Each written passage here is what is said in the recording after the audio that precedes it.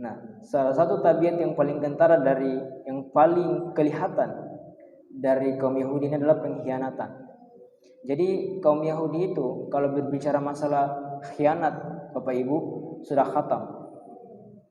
Bagaimana di masa Rasulullah SAW, ya, ketika ada perjanjian Hudaybiyah, gencatan senjata terhadap kaum muslimin dan orang-orang Yahudi setempat dan kaum Quraisy, gitu ya.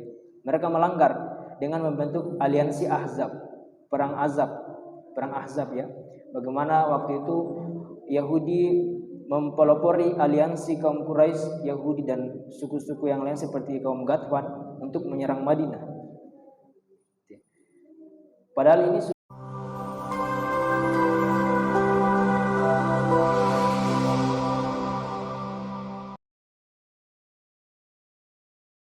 para jamaah, kepada para pengurus dan kepada orang tua saya yang ada di masjid ini dan kepada yang mendengar. Assalamualaikum warahmatullahi wabarakatuh. Semoga keselamatan dan kesejahteraan tercurah atas kita dan keluarga-keluarga kita serta rahmat dan berkah Allah Subhanahu wa taala. Pertama-tama dan yang paling utama, marilah kita panjatkan terlebih dahulu puji serta syukur kita kepada Allah Subhanahu wa taala karena berkat kenikmatan, kesempatan, kesehatan yang diberikan Allah kepada kita sampai hari ini. Kita masih punya kesempatan, kita masih punya kekuatan, kita masih memiliki keinginan atau dorongan untuk memperbaiki diri atas apa yang kita lakukan, dan termaksud juga beramal soleh dengan melaksanakan kewajiban kita sebagai umat muslim, yaitu melaksanakan sholat berjamaah di masjid Babu Taqwa kita ini. Dan kemudian salawat serta salam tak lupa kita hanturkan kepada Nabi kita, Nabi besar Nabi Muhammad sallallahu alaihi wasallam, karena berkat perjuangan baginda, para sahabat dan keluarga baginda Rasul sallallahu alaihi wasallam, hari ini Islam mampu menjadi mercusuar bagi kehidupan dunia, menjadi percontohan dunia bagaimana Islam itu mampu membawa umat manusia dari sifat-sifat kejahiliaan menuju sifat-sifat yang memiliki adab dan beradaban seperti saat hari ini. Walaupun hari ini Islam itu tidak benar-benar diterapkan seperti di masa Rasulullah SAW. Baik jamaah rahimakumullah, pada hari ini terima kasih atas kesempatan yang diberikan kepada saya dalam kegiatan Makassar Cinta Quran, yaitu Buletin Dakwah Kafah edisi 321 yang bertemakan haram membela kebiadaban Yahudi. Hadirin yang dirahmati Allah Subhanahu wa taala, lagi-lagi masih seputar saudara-saudara kita di Palestina, bahwa hari ini kita sudah melihat betapa kejinya, betapa biadabnya Zionis Yahudi yang benar-benar tidak ingin berperang tapi hanya membantai penduduk kaum muslim yang ada di Palestina.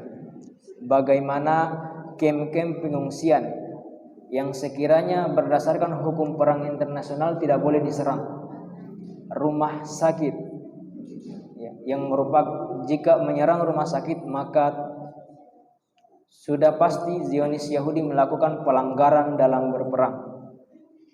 Yang paling parah, baru-baru ada salah satu rumah sakit yang seluruh perawatnya diusir, dan ada di situ bayi-bayi prematur yang baru lahir didiamkan dan dibiarkan mati. Orang-orang yang tadinya merawat bayi-bayi itu disuruh mengungsi. Dan baru-baru lagi ada terjadi setelah gencatan senjata ya, penikaman terhadap ibu-ibu hamil ya, yang berjalan, anak-anak baik-baik. Ini memang sangat luar biasa.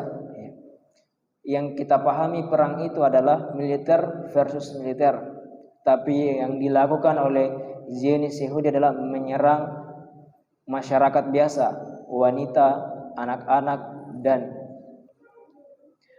masyarakat yang tidak turut berperang. Yang parahnya tadi rumah sakit. Namun dengan izin Allah Subhanahu wa taala, gitu ya. Hari ini kita melihat fenomena bahwa di Indonesia sendiri melakukan dukungan media sosial yang sangat luar biasa. Sampai-sampai beberapa tentara Zionis Yahudi itu akunnya terbanet, gitu ya. Karena banyak report dari netizen Indonesia yang sangat julid, yang betul-betul menyerang akun-akun sosial media tentara-tentara Zionis Israel. Dan kemudian bahkan di Amerika sendiri mulai mendemonstrasi pemerintahan mereka yang mendukung secara real kebiadaban yang dilakukan oleh Zionis Israel. Bahkan di Inggris sekalipun demonstrasinya itu sampai mencapai angka 2 juta massa, 2 juta orang demi mendukung Palestina dan mengecam kebiadaban Yahudi Israel.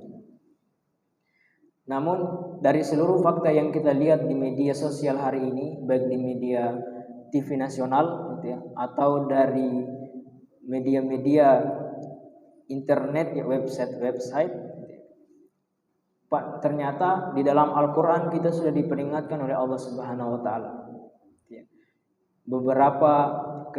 beberapa sifat-sifat asli orang Yahudi yang benar-benar sampai hari kiamat itu tidak akan pernah berubah. Kita di dalam Islam tidak pernah diajarkan untuk membenci agama manapun, tapi Allah mengabarkan kebiadaban Israel, kebiadaban kaum Yahudi ini menjadi peringatan dan kehati-hatian bagi kita bahwa jangan sekali-kali menaruh kepercayaan, apalagi menjadikan mereka pemimpin bagi kaum muslim. Sangat berbahaya, dapat merusak umat manusia secara keseluruhan dan wabil khusus merusak kaum muslimin itu sendiri. Padahal Allah Subhanahu wa taala itu ya sudah memperingatkan mereka dalam Quran surat Al-Baqarah ya, memberitahu mereka untuk betul mensyukuri nikmat Allah Subhanahu wa taala. Seperti Quran surat Al-Baqarah ayat 47, ya bani Israil adhkuru ni'mati allati an'amtu 'alaikum wa anni faddaltukum 'alal 'alamin. Allah mengatakan, hai Bani Israel, ingatlah nikmatku yang telah aku anugerahkan kepada kalian, dan ingat pula bahwa aku telah melebihkan kalian atas seluruh umat. Nah, di dalam tafsir Ibnu Katsir mengatakan bahwa kelebihan-kelebihan yang dapat oleh Bani Israel ini, bahwa memang di antara mereka itu Allah banyak mengutus para rasul. Banyak mengutus para rasul di kalangan Bani Israel, gitu ya. Dan banyak menurunkan kitab-kitab atas mereka. Ya, ini sangat istimewa di antara umat-umat lain. Bagaimana kita tahu, khususnya di Arab sendiri, gitu ya, di kalangan kaum Muslim, ya, diutus Nabi Muhammad SAW. Gitu. Nah, berbeda dengan halnya kaum Yahudi.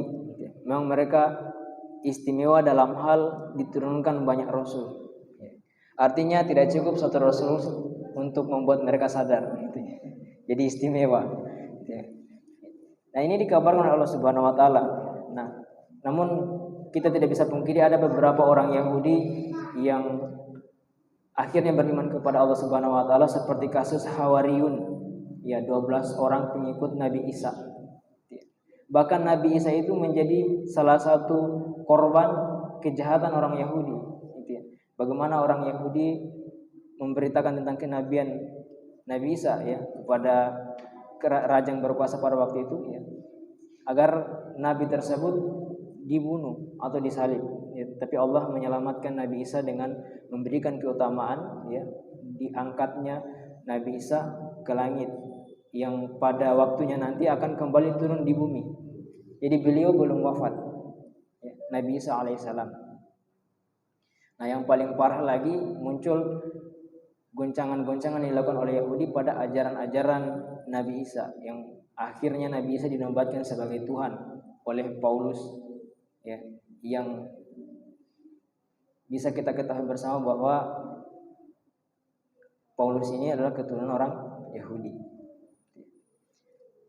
Nah, salah satu tabiat yang paling kentara dari yang paling kelihatan dari kaum Yahudi ini adalah pengkhianatan. Jadi kaum Yahudi itu kalau berbicara masalah khianat, Bapak Ibu, sudah khatam. Bagaimana di masa Rasulullah SAW, ya, ketika ada perjanjian Hudaybiyah, gencatan senjata terhadap kaum muslimin dan orang-orang Yahudi setempat dan kaum Quraisy, gitu ya, mereka melanggar dengan membentuk aliansi Ahzab, perang Ahzab, ya. Bagaimana waktu itu Yahudi mempelopori aliansi kaum Quraisy, Yahudi dan suku-suku yang lain seperti kaum Ghatfan untuk menyerang Madinah. Padahal ini sudah ada perjanjian Hudaybiyah, gitu, sudah membuat perjanjian, tapi namanya Yahudi, seperti itu. Nah, yang kedua, bukan Yahudi cuma tidak berkhianat kepada orang lain saja, bahkan banyak di antara para nabi dibunuh. Yang menjadi korban di antaranya Nabi Zakaria alaihissalam, Nabi Yahya alaihissalam, itu ya. Bahkan yang saya katakan di awal tadi, Nabi Isa menjadi percobaan pembunuhan berencana kaum Yahudi. Itu ya. Itu sangat luar biasa, gitu ya. Maka di Quran surat Al-Maidah ayat 70 dikabarkan bahwa Allah mengatakan, ya, sungguh kami telah mengambil perjanjian dari Bani Israel, kami pun telah mengutus para rasul kepada mereka. Namun setiap datang seorang rasul kepada mereka dengan membawa apa yang tidak diingini oleh hawa nafsu mereka, maka sebagian dari rasul-rasul itu mereka dustakan dan sebagian lainnya mereka bunuh. Ini yang katakan Al-Quran, Quran surat Al-Maidah ayat 70. Jadi Yahudi itu berani membunuh para nabi yang mereka tidak ingini. Bahkan pernah mensiasati, ya, Yahudi Bani Nadir pernah mensiasati bagaimana caranya membunuh Rasulullah SAW. Ya, ketika Rasulullah mengadakan pertemuan dengan mereka, ya, ada percobaan pembunuhan yang dimana orang Yahudi itu mencoba menjatuhkan batu dari atas, istilahnya kalau sekarang itu loteng-loteng rumah, ya, atau atap langsung, rooftop, ya, yang ingin menjatuhkan batu tersebut sebesar gandum, sebesar karung gandum, gitu ya, kepada Rasulullah SAW. Tapi ala kulli hal, ya, Rasul mendapat wahyu dari Jibril, ya, untuk beranjak dari tempatnya. Ya. Ketika Yahudi ingin menjatuhkan batu tersebut, Rasul sudah berpindah.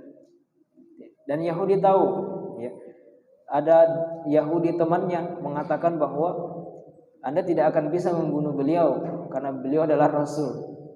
Jadi di sini kita paham bahwa orang Yahudi itu memahami kerasulan Nabi Muhammad SAW. Pertanyaannya, kenapa tidak diikuti?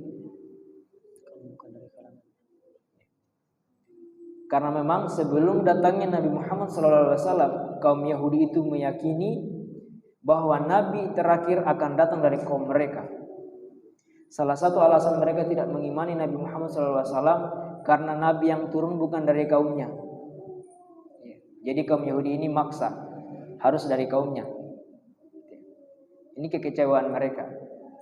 Dan setelah Rasulullah SAW berkuasa di Madinah, gitu ya, kaum Yahudi Bani Qainuqa mulai membuat ulah, ya, bagaimana ketika mereka melihat muslimah menyingkap hijab muslimah, gitu ya, dan membunuh kaum muslim yang membela muslimah tersebut. Akhirnya apa? Lagi-lagi Rasul Muhammad SAW mengusir Yahudi Bani Qainuqa dari Madinah. Jadi melihat beberapa peringatan-peringatan yang dikabarkan oleh Allah Subhanahu wa taala dari Al-Qur'an dan dari Al-Hadis, itu ya. Dari kisah Rasul tadi kita sudah menggambarkan sifat-sifat asli, digambarkan oleh Allah sifat-sifat asli orang Yahudi. Bahkan kita tidak heran kenapa orang-orang Yahudi ini diusir dimanapun mereka tinggal sebelum mereka membentuk negara Israel di Palestina. Nabi Muhammad SAW saja mengusir mereka dari Madinah. Diusir oleh Nabi dari Madinah. Padahal kalau berbicara masalah toleransi beragama itu Nabi Muhammad sudah khatam.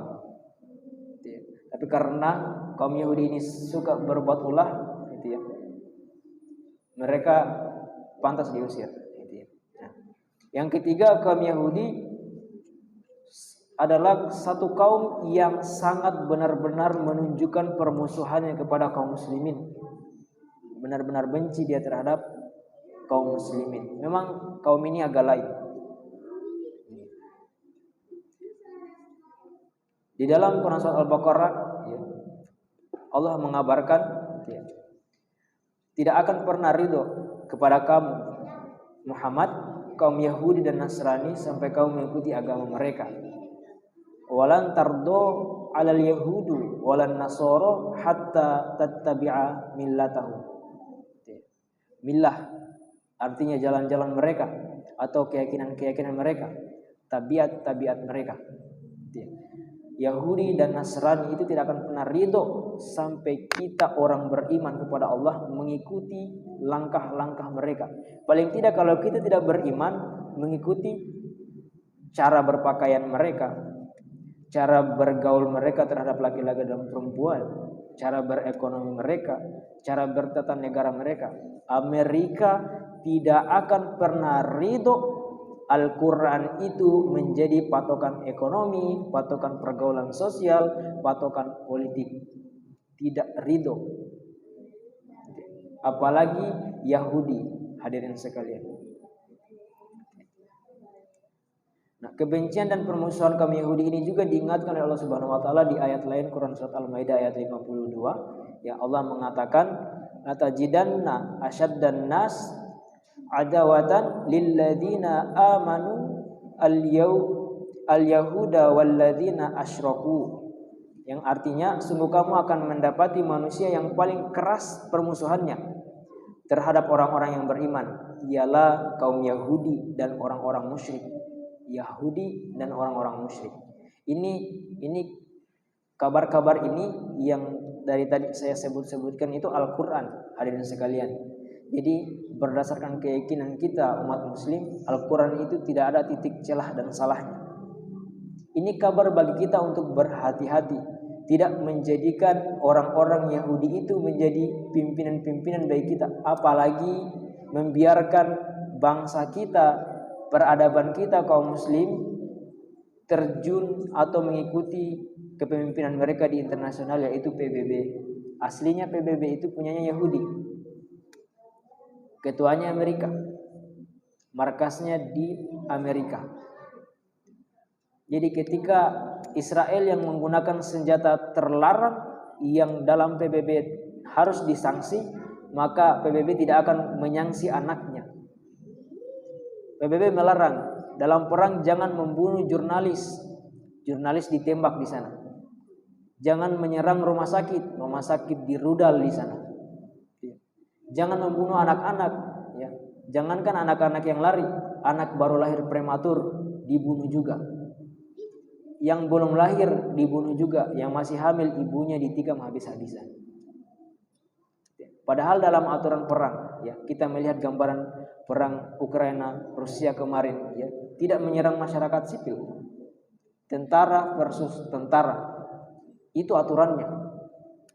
Ya, yang menang yang kalah terima konsekuensi kalah dan terima kemenangan. Tapi persoalannya perang itu ada aturannya. Dan itu menjadi konsensus di dunia internasional. Tapi Israel melakukan seluruh pelanggaran.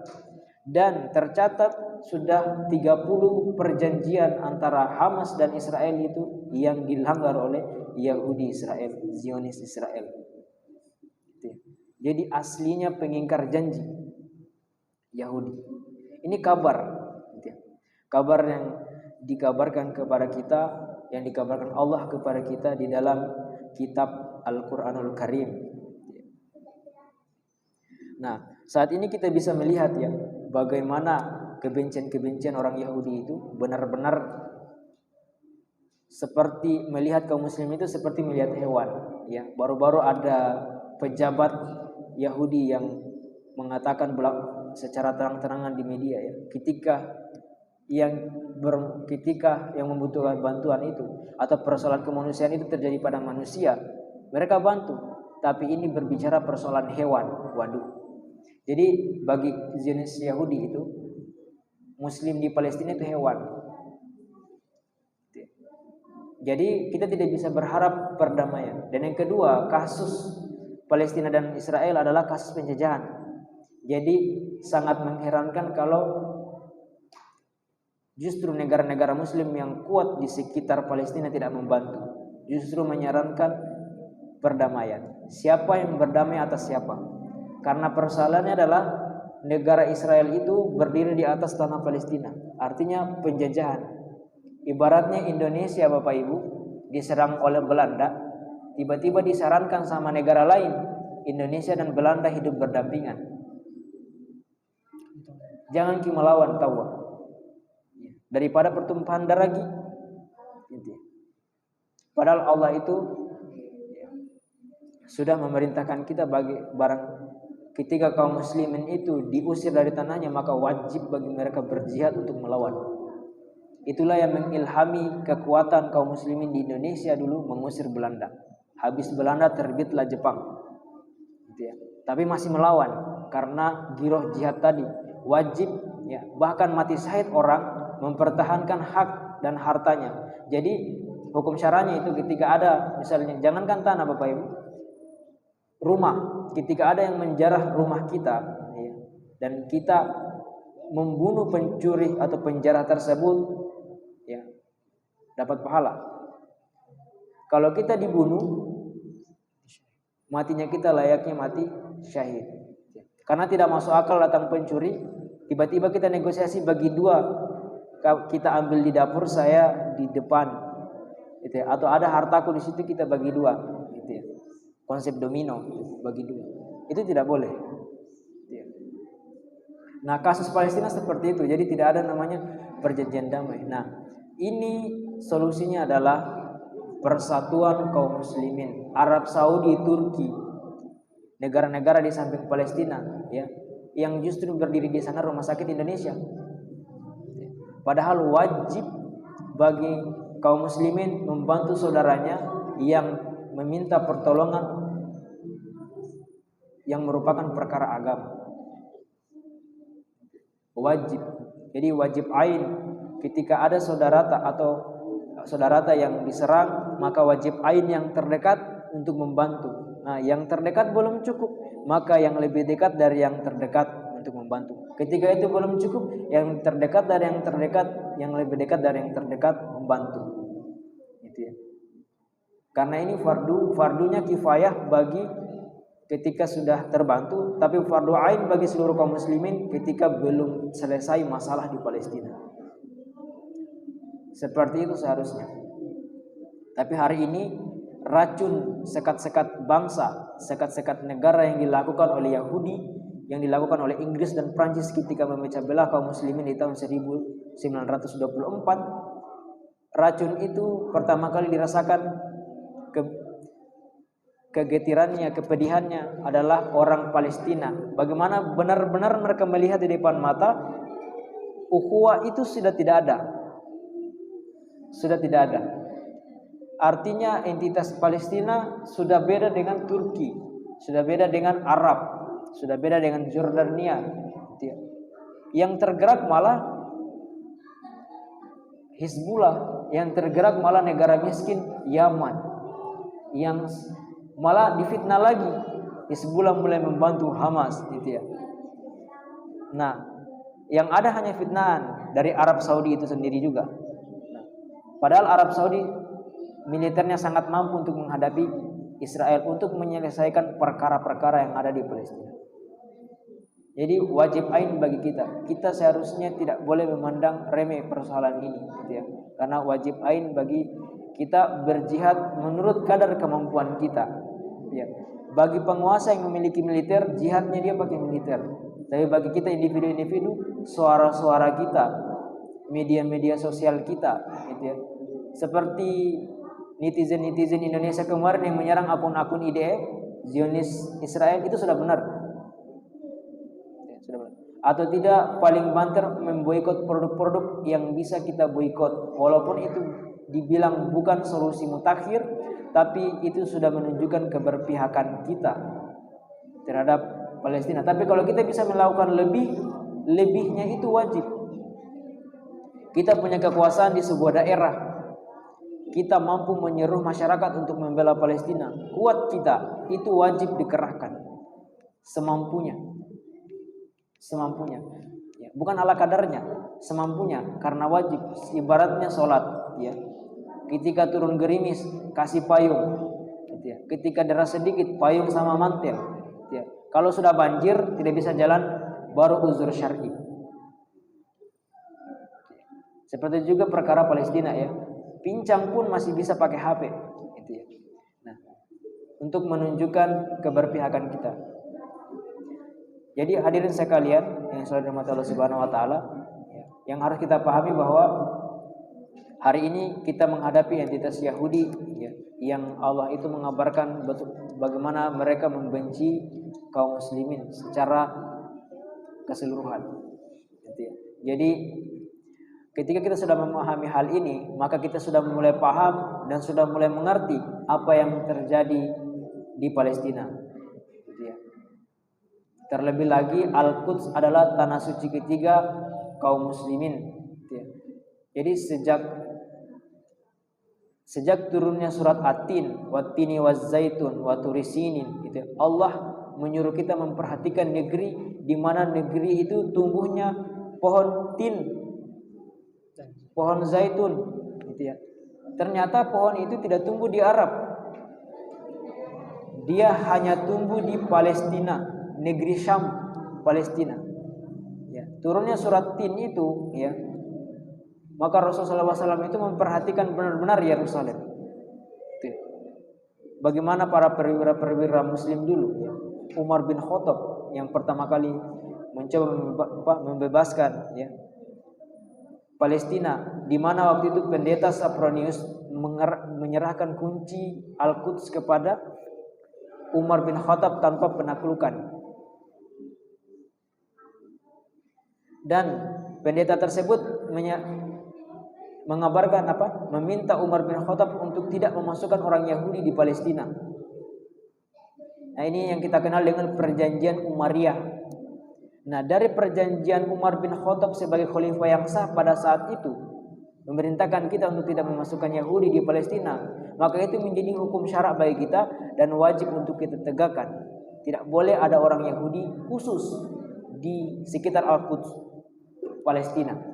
Negara lain boleh, terserah dia. Tapi kalau di Palestina tidak boleh. Nah, hari ini parah. Justru dia mendirikan negara di tanah yang tidak boleh ada mereka di situ. Dan kaum muslimin, ini kita tidak bilang kaum muslimin secara individu, ya. Para penguasa-penguasa kaum muslimin yang memiliki kekuatan dan kekuasaan justru diam seribu bahasa.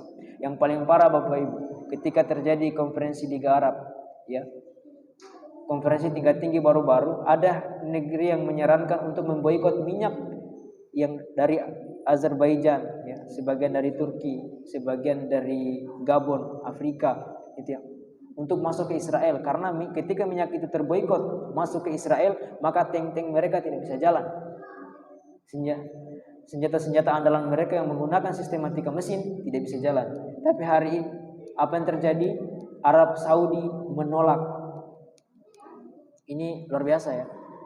Ini betul-betul kemunafikan yang sangat luar biasa, ya. Menolak, padahal itu tidak menurunkan militer, hanya menahan atau memboikot minyak masuk ke Israel saja, agar pasukan Israel itu melemah dan tidak melanjutkan genosidanya terhadap Palestina.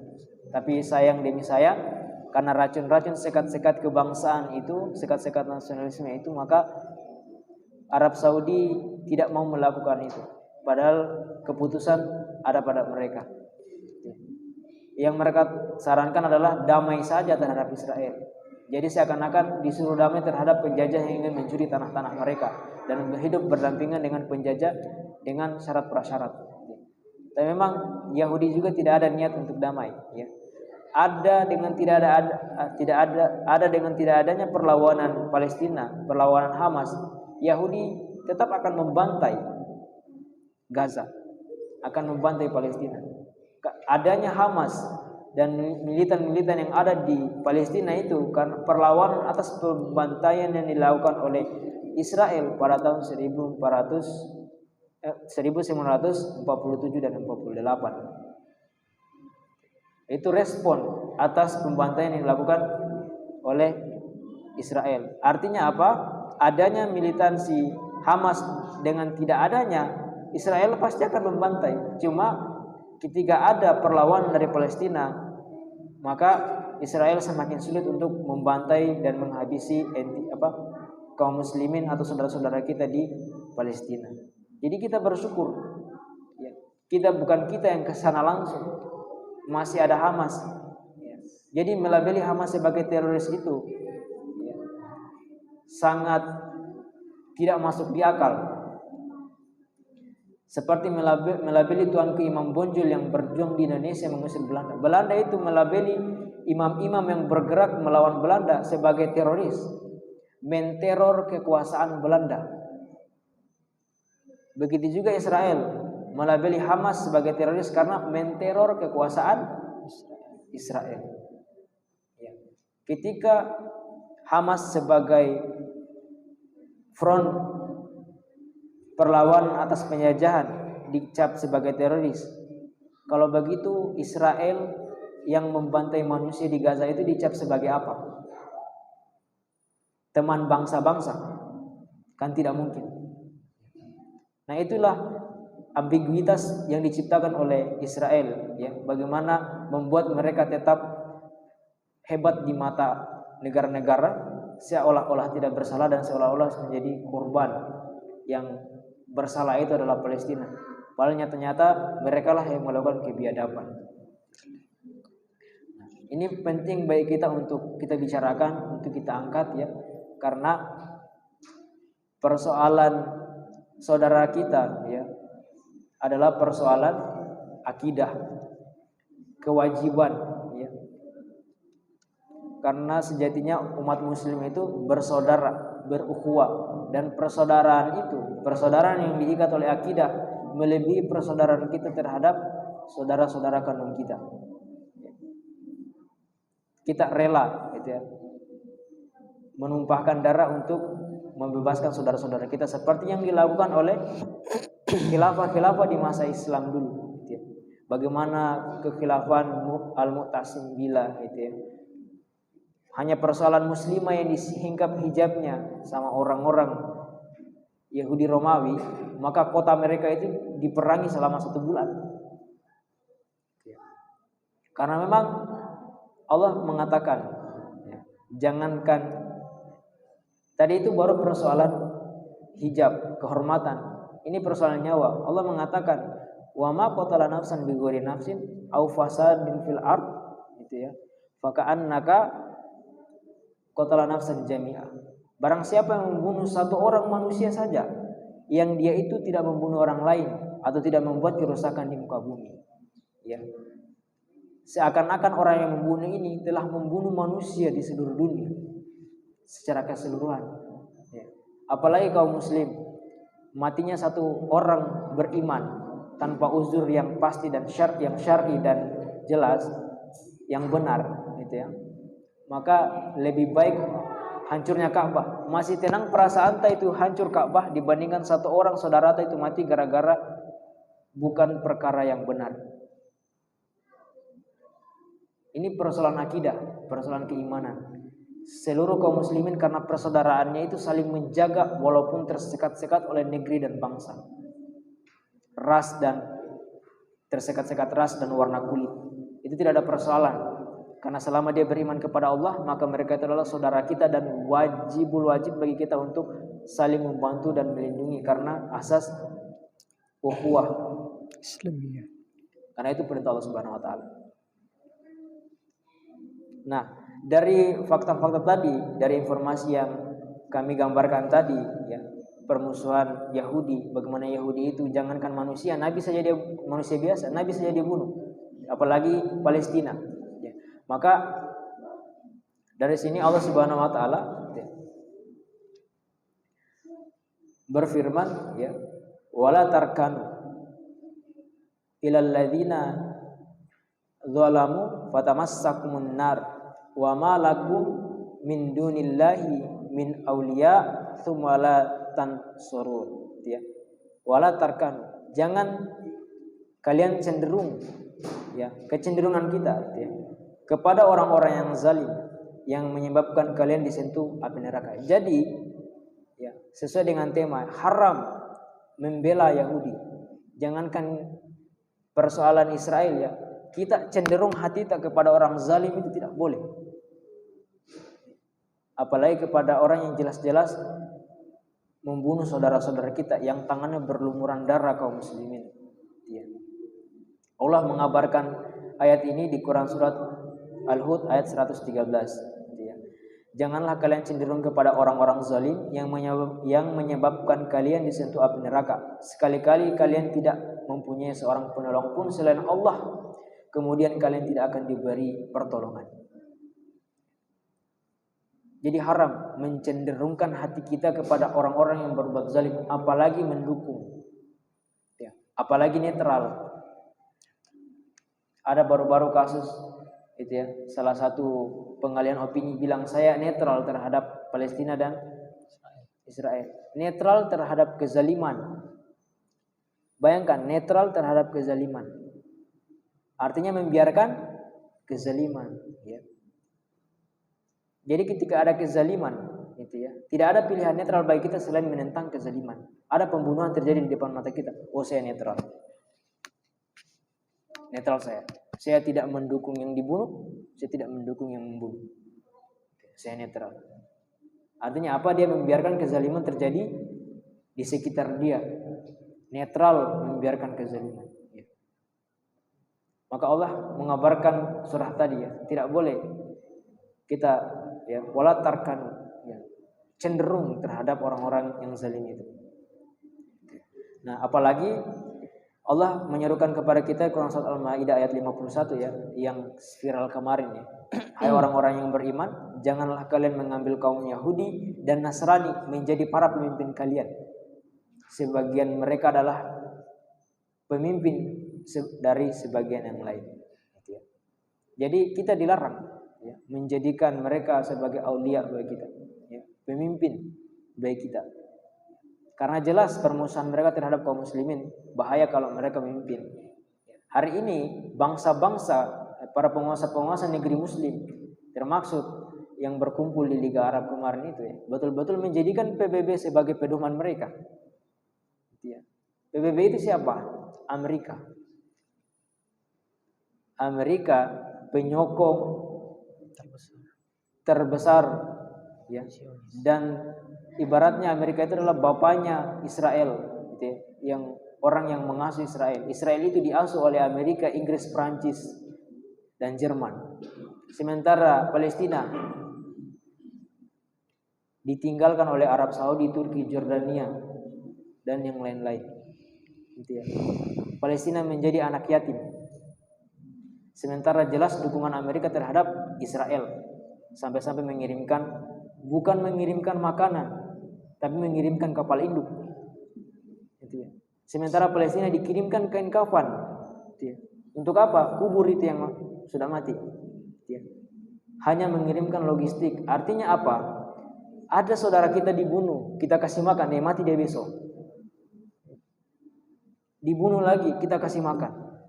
Ada tetangga-tetangga atau keponakan-keponakan tak dibunuh sama orang lain. Saudara-saudara dibunuh sama orang lain. Apa yang kita kasih? Kasih makan, kasih kain kafan. Tidak dibela secara tegas. Itu yang terjadi hari ini. Maka sangat aneh ketika ada di negeri kita mayoritas kaum muslim terbesar, ya, yang proporsi kaum muslimnya itu 80%, 200 juta lebih, 275 juta kaum muslim di Indonesia itu. Masih ada yang membela Israel. Ini sangat bertentangan dengan syariat Islam. Haram membela Israel Yahudi. Apalagi sampai-sampai ada yang menyerang pergerakan-pergerakan bela Palestina itu sangat tidak wajar. Harus diteliti baik-baik siapa mereka ini. Itu kasus yang sangat tidak wajar. Kalau ada anak-anak yang mendukung Israel saja itu kita wajib curiga, nah dapat dari mana? Apalagi satu kelompok. Karena jelas terpampang siapa yang salah dan siapa yang benar di depan mata kita. Jangankan mendukung, cenderung saja terhadap mereka itu sudah haram. Mencenderungkan hati kita kepada orang yang zalim itu sudah haram. Apalagi mendukung. Nah, solusi mutakhir yang hari ini menimpa solusi mutakhir atas yang kejadian yang menimpa saudara-saudara kita di Palestina adalah itu tadi, menghilangkan sekat-sekat batas-batas kebangsaan kita, bahwa saudara kita di Palestina mutlak saudara kita, yang seharusnya pemimpin muslim yang memiliki kekuasaan untuk menghindarkan diri dari Amerika dan Israel betul-betul all out membantu Palestina. Seperti all outnya Amerika membantu Israel. Seperti itulah yang dibilang dukungan. Bukan cuma mengecam, duduk. Mengecam, duduk. Ada satu bangsa Turki namanya. Ketika perang Ukraina, dia membantu menyerang armada laut Rusia, menunjukkan dukungan militernya terhadap Ukraina. Tapi ketika saudaranya Palestina dijajah, tidak ada satu peluru dari Turki yang masuk ke Palestina untuk membantu saudara. Yang ada adalah mengacam, mengutuk, mengancam, mengutuk, mengancam, mengutuk, sampai begitu dan seterusnya. Hanya itu yang bisa dilakukan. Karena apa? Racun-racun nasionalisme tadi, batas-batas kebangsaan tadi, batas-batas teritori tadi, menganggap bahwa urusan Palestina bukan urusan kita. Padahal jika dibalik momennya itu akan sama. Kita akan meminta bantuan kaum muslimin di negeri-negeri yang lain ketika kita mendapati peristiwa yang sama. Karena sejatinya kaum muslimin itu bersaudara. Ikatan mereka adalah ikatan akidah yang menyatukan, melebihi ikatan darah daging mereka.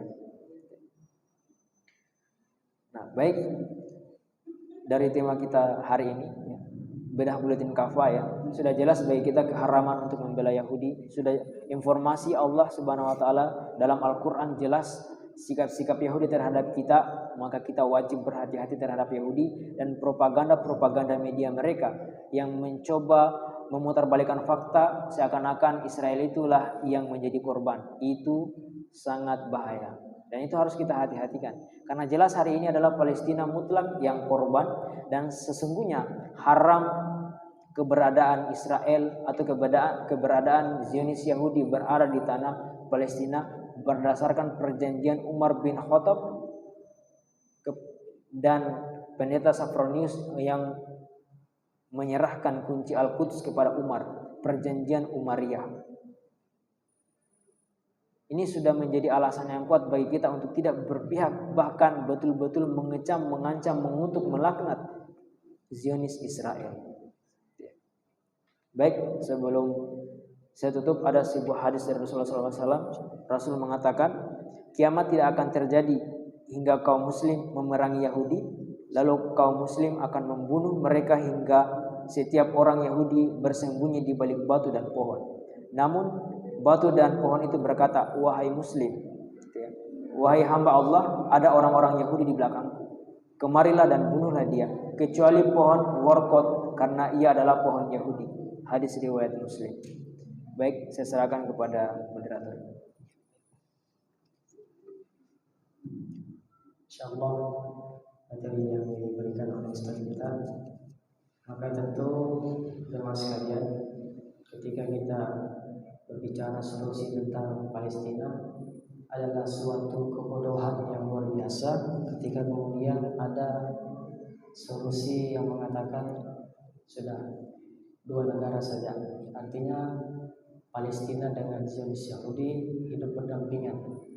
Tadi pemateri kita menggambarkan itu ibarat pencuri yang masuk ke rumah kita, kemudian kita bilang sudah kita bagi dua saja rumah kita. Maka ini tentu suatu kebodohan yang luar biasa yang ditawarkan oleh pemimpin-pemimpin negeri Muslim hari ini. Maka sekat nasionalisme yang membatasi antara Indonesia dengan Malaysia, yang membatasi kita dengan negara lain itu tentu harus dihilangkan selayaknya dulu ketika umat Islam masih bersatu. Itu yang kemudian bisa menjadi atau bisa memobilisasi segala potensi umat Islam untuk mengirimkan pasukan militernya berjuang mengusir penjajah Zionis Yahudi laknatullah dari tanah Palestina. Kita tidak bisa berharap dari PBB yang notabene PBB sendirilah yang mengiyakan berdirinya tanah Palestina, tanah Israel di Palestina. Maka disinilah urgensinya persatuan umat Islam selayaknya dulu ketika Umar bin Khattab dan juga Salahuddin Al-Ayyubi membebaskan tanah Palestina dari musuh-musuh Islam. Baik jamaah sekalian, semoga kajian kita pada malam hari ini ada manfaat atau ibrah yang bisa kita ambil, dan tentu harapannya kebaikan atau manfaat yang kita dapatkan hari ini tidak sampai atau ada dalam pikiran kita saja. Tentunya informasi yang kita dapat ada baiknya, lebih baik kita share ke orang-orang tercinta kita, baik keluarga ataupun teman-teman kita. Kita cukupkan dengan doa kafaratul majlis. Subhanakallahumma wa bihamdik, asyhadu an la ilaha illa anta, astaghfiruka wa atubu ilaik. Wa akhiru da'wana alhamdulillahi rabbil alamin. Assalamualaikum warahmatullahi wabarakatuh. Waalaikumsalam.